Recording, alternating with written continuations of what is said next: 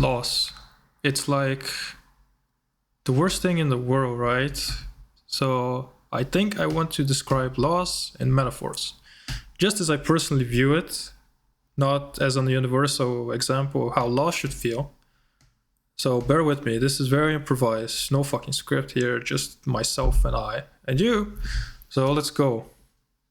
Loss. It's like when you're sitting on the beach and you're looking at the sky, and suddenly you see the most beautiful angel coming down and sitting next to you. And it takes on any form you want. And it tells you, it whispers to you, I am whatever you want me to be. I will love you forever, and I will take on the shape that you want me to take on. And so the being always transcends what you imagine and always takes on your shapes, because it's all in your head, but you don't know that. You see the being, it always becomes something new. And first it is like a koala. It's sitting there and it's hugging you, and it's very peaceful.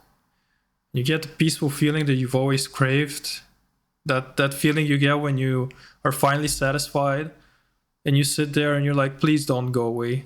You won me over, my friend. You won me over. And then you sit there, and then the koala turns into a little fox. And so the fox, like the koala was just sitting there, was giving you what you wanted, you know. You were feeling peaceful, you were feeling wanted, but then the koala or the fox turns into, you know, the being turned into a fox, and you're like, oh shucks, man, you're no longer hugging me, what's going on? And the fox is like, well, I'll hug you, but you must understand that I cannot hug you all the time. And in fact, I've been hugging you, but I was hugging you because it felt nice to me too, but it doesn't feel nice to me anymore. So you gotta give me something back too, man. And so you sit there and you rummage through everything you have, and you give the fox whatever you can. You give it and you give it, you give it. But the fox, it never starts hugging you again. It just starts running away. It's nature, maybe you think. It's scared. It should be scared, right? It's a little animal that usually runs away from people. And so you're there like, fox, what's going on? Like, I gave you everything you wanted. Why are you not hugging me again? And the fox sits there and it cannot tell you, because maybe it doesn't understand itself.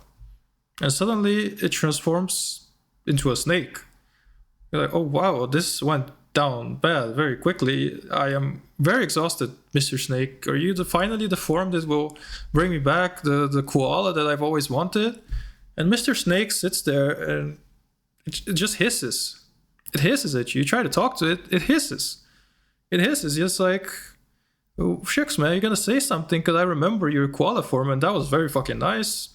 The fox was also kind of weird, but at least you didn't hurt me. Now you're just hissing at me, and you're basically biting me right now. And the snake just stares. It just stares. It says, but nothing. It just hisses. And you think, well, probably because it's a defensive creature, right? You're attacking it. You're wanting things from it. Of course it's gonna hiss at you and stab you and like try to bite you, right? So you stop. You back off from the snake completely. You back off from the snake completely, and you're sitting there and you hope that the snake finally considers. And the snake slithers away. It just leaves. And you go back someday after, because you remember that feeling. But it's still a snake. It's still the same snake you remember. And so you say, fuck, I guess it's all gone now. Let me just live my life. And so you leave, and then suddenly it's back. It comes back on its own. But this time it's not snake. This time it's the most wonderful animal you've ever seen. Your favorite animal, whatever it is.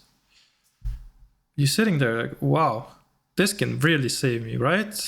But then you remember all the things that, all the transformations. You're like, well, shucks, man, I think you are just what I need to see, not what I actually want. I don't think you want me for who I am. You're just You just want me for your nature. All that comes from you is based on who you've been or who you are now.